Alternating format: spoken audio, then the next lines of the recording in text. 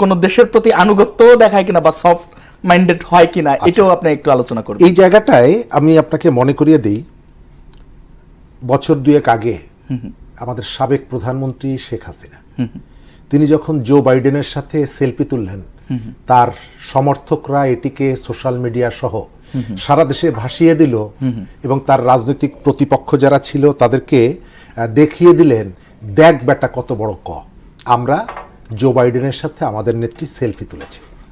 আবার যখন দেখা গেল এর ভেতর থেকে তারা যে পলিটিক্যাল সুবিধাটা প্রত্যাশা করেছিল সেটি যখন পূর্ণ হলো না, তখন বলল 7 সমুদ্র 13 নদীর ওপারে গিয়ে আমরা কারো সাথে কোনো ধরনের আপোষ করব না বা তাদের সাথে সম্পর্ক রাখবো না।